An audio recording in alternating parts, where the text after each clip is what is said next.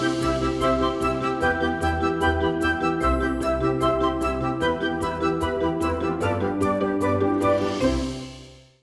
और खबर जो हम देख रहे थे कि इनकम टैक्स डिपार्टमेंट जो है वो टैक्स पेयर्स के फिनेंशियल लेन देन को क्लोजली वॉच कर रहा है। टैक्स पेयर्स को ईमेल और मैसेज भेजे जा रहे हैं कि भाई उन्होंने जो एडवांस टैक्स जमा किया है और जो उनकी फिनेंशियल लेन देन है वो मैच नहीं कर रही है। ये मैसेज क्यों भेजा जा रहा है? किन फिनेंशियल ट्रांजैक्शंस को स्कैन कर रहा है इनकम टैक्स डिपार्टमेंट, राज सर? प्रियंका जी, पहले क्या हो रहा था, लोग 20-20 लाख की, 25-25 लाख की गाड़ियां खरीदते थे, विदेशी दौरे करके आते थे, म्यूचुअल फंड खरीदते थे, बड़ी बड़ी इंश्योरेंस की पॉलिसी खरीदते थे और आईटीआर भरते नहीं थे, या भरते थे तो छोटी 5 लाख रुपए 4 लाख रुपए की रिटर्न भर दी। अब गवर्नमेंट ने आर्टिफिशियल इंटेलिजेंस का यूज करते हुए अपने पूरे सिस्टम को आईटी अनेबल्ड बना दिया है। आज की डेट में हमारे यहाँ, आपने सुना होगा, आप रिटर्न भरते हैं, 26 AS डाउनलोड किया जाता है रिटर्न भरने से पहले, ताकि आपकी ज्यादा से ज्यादा फाइनेंशियल ट्रांजैक्शन, कहाँ आपका टीडीएस कटा है, कितना आपने एडवांस टैक्स पे किया है, ये सारी चीजें आ जाती हैं। इसके अलावा गवर्नमेंट के पास एक और बहुत अच्छा टूल आ गया है, उसका नाम है AIR। ये होता है एनुअल इंफॉर्मेशन रिपोर्ट। यदि आपने 10 लाख रुपए या उससे ज्यादा की कोई गाड़ी खरीदी है, तो आज आपको 100 रुपए के बदले 101 रुपए देने होते हैं, क्योंकि जो जहां से आपने गाड़ी खरीदी है वो 1% आपसे एक्स्ट्रा चार्ज करते हैं। वो आपको इनकम, एडवांस इनकम टैक्स के रूप में उसे बोलते हैं TCS, tax collected at source. ये हो गया।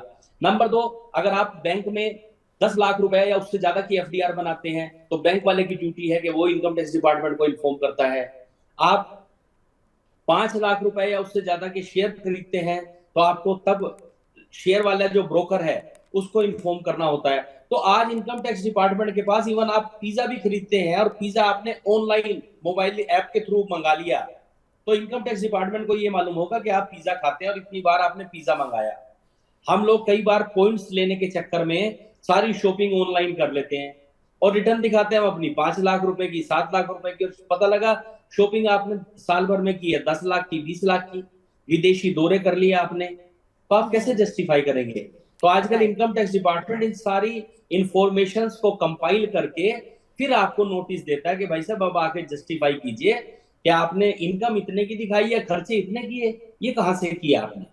राइट। तो ये जो एडवांस टैक्स है वो जो भरा है लोगों ने, और वहाँ पर सवाल उठ रहे हैं कि भाई आपके कार्ड के डिटेल्स, आपके कुछ अगर फॉरेन ट्रिप आपने ली या फिर आपका निवेश, सभी कुछ तो पैन कार्ड से जुड़ा हुआ है, तो सबकी खबर इनकम टैक्स को पड़ रही है। तो ये एडवांस टैक्स जो होता है ये कब कब भरना होता है, किन लोगों को भरना होता है, राज सर इस पर भी थोड़ा सा आप हमें बताएं। बिल्कुल।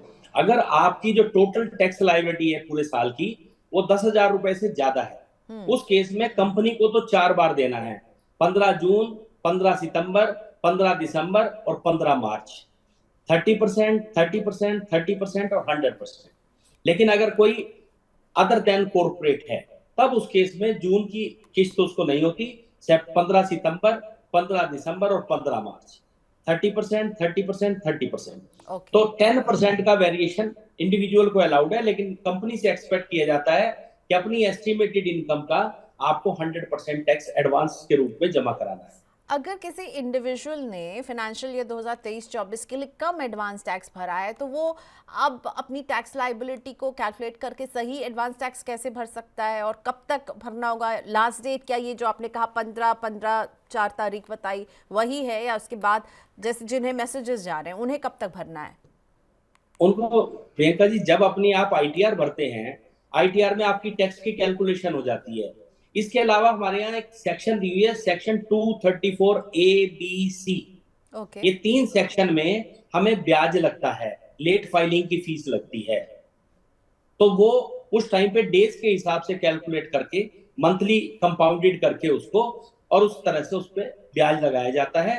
ये आप जब रिटर्न भरेंगे तब भी पे कर सकते हैं, लेकिन उस समय पे आपको वो ज्यादा रेट ऑफ जो इंटरेस्ट है वो ज्यादा पड़ता है। इसलिए एडवाइजरी यही होती है हम लोगों की कि आप अपना एडवांस टैक्स टाइम से जमा करें, ताकि आपको इंटरेस्ट का पेमेंट ना करना पड़े। ओके। ये बताइए कि एडवांस टैक्स में अगर इस तरह के जो मिसमैच के ईमेल और संदेश भेजे जा रहे हैं इनकम टैक्स डिपार्टमेंट की तरफ से, किस तरह का एक्शन ले सकता है डिपार्टमेंट? नहीं, इनकम टैक्स डिपार्टमेंट तो इंटरेस्ट ही वसूल सकता है, और तो कोई कुछ नहीं कर सकता है। या आपको नोटिस भेज देगा, आपका ओके। केस रीओपन कर देगा। सेक्शन 148 होती है हमारे यहाँ। अगर मान लीजिए पुराने साल का है, तब तो आपका केस रीओपन हो जाएगा 148 में। तो आपसे जवाब मांगा जाएगा कि आपने रिटर्न इतने की फाइल की थी, जबकि आपकी फाइनेंशियल ट्रांजैक्शन उससे कई गुना ज्यादा है, तो प्लीज जस्टिफाई कीजिए। और यदि आपका एडवांस है, मान लीजिए आप इस साल की ट्रांजेक्शन है, एडवांस चेक जमा नहीं किया आपने, तब आपको ब्याज देना पड़ेगा। तब लेकिन ब्याज जो है नॉर्मल इंटरेस्ट से आपको डबल ट्रिपल देना पड़ता है, ओके, 3 सेक्शन में देना यही पड़ता है। पीनल इंटरेस्ट हो गया, कुछ फाइन यही नहीं है पेनल पर इंटरेस्ट है। आपको ब्याज जो है वो आपको ज्यादा देना पड़ता है। ओके। जी जी। ओके।